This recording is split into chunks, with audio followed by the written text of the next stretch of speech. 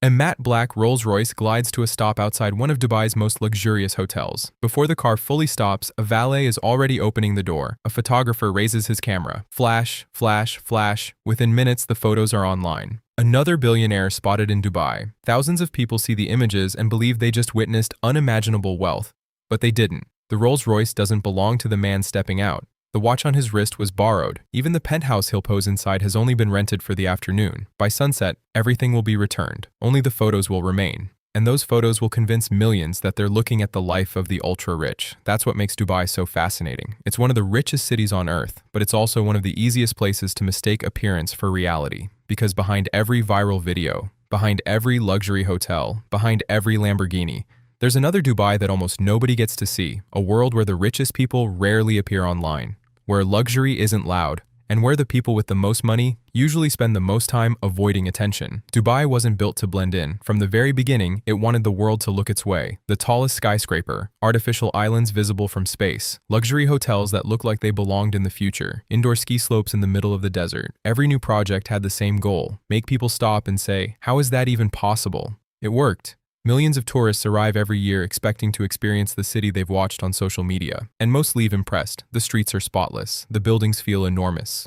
luxury cars are everywhere. For many visitors, it feels like success has become part of the landscape, but after a while, something unexpected happens. The first Ferrari makes you stop, the fifth barely gets your attention. Your brain adapts. Psychologists call this hedonic adaptation. The more often you experience something extraordinary, the more ordinary it begins to feel. Dubai understands this better than almost any city on earth. That's why it's always trying to build something even bigger, even more luxurious, even more unbelievable. Because yesterday's record quickly becomes today's normal. Then social media changed everything. Dubai stopped being just a destination. It became a stage, a place where people could photograph the version of themselves they wanted the world to believe. And an entire business quietly grew around that idea. Not owning luxury, renting the image of luxury. A Ferrari for 2 hours, a yacht for an afternoon, a penthouse with the perfect skyline, even private jet cabins that never leave the ground. The audience can't tell the difference. The algorithm can't either. It only rewards one thing: attention. And in Dubai, attention can be worth a fortune. The strange part is that none of this means Dubai is fake. The luxury is real, the hotels are real, the billionaires are real. What's often misleading is assuming the people showing you that world are the ones who actually own it. Because the deeper you look into Dubai, the more you notice a surprising pattern. The people trying hardest to look rich usually aren't the richest people there. The truly wealthy rarely need to prove anything. They aren't chasing likes, they aren't filming every dinner, they aren't posing beside every supercar they own. In fact, many of them do the exact opposite. They stay invisible. At first, that sounds strange. If you had unlimited money, why wouldn't you show it? Because once your wealth reaches a certain level, attention stops feeling exciting. It starts feeling expensive.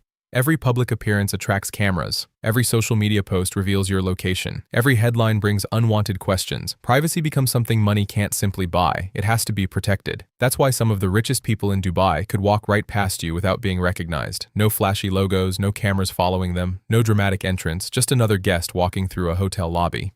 Meanwhile, someone outside is recording a rented Lamborghini, hoping strangers online will believe it's theirs. Two completely different worlds. Only one gets millions of views. Walk into Dubai Mall and you'll find nearly every luxury brand imaginable. Louis Vuitton, Chanel, Dior, Hermes, Rolex. At first glance, it feels like the world's most expensive shopping center. But something unusual happens once you step inside certain boutiques. Money isn't always enough. Imagine walking into a store ready to spend $50,000 on a handbag. The salesperson smiles, then politely explains that the model you're asking for isn't available, not because it's sold out, because you haven't built a relationship with the brand. To most people, that makes no sense. Why refuse a customer who's ready to pay? Because true luxury doesn't always reward the highest spender. Sometimes it rewards the most loyal client, or the one who has quietly purchased from the brand for years. Scarcity creates desire, desire creates status, and status makes the product even more valuable. The same thing happens with some of the world's rarest watches. People assume the hardest part is having enough money. Often that's the easiest part. The real challenge is being offered the chance to buy one. Some collectors spend years building relationships before receiving a phone call that changes everything.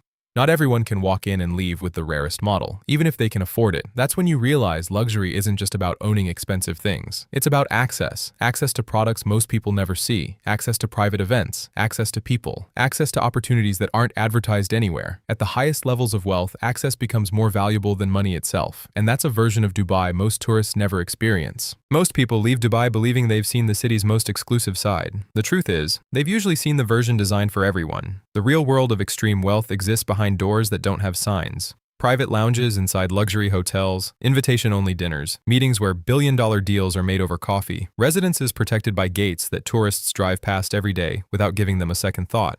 You won't find these places on travel guides. They're not built to attract attention. They're built to avoid it. That's the biggest misunderstanding about luxury. Most people think luxury is about owning more. More cars, more watches, more designer clothes. But once you reach the highest levels of wealth, priorities begin to change. Time becomes more valuable than possessions. Privacy becomes more valuable than attention. Access becomes more valuable than ownership. The people who truly belong to that world don't need strangers to know they're successful. Their confidence doesn't come from applause. It comes from knowing they no longer have to impress anyone. And maybe that's the greatest illusion Dubai has ever created. The city didn't convince the world that luxury exists. Luxury has always existed. What Dubai did was make luxury visible. It turned wealth into architecture, into skylines, into hotels, into experiences people could photograph and share with millions. But the wealth that built those experiences rarely asks to be photographed. It stays in the background, quietly shaping the city while everyone else looks at the lights.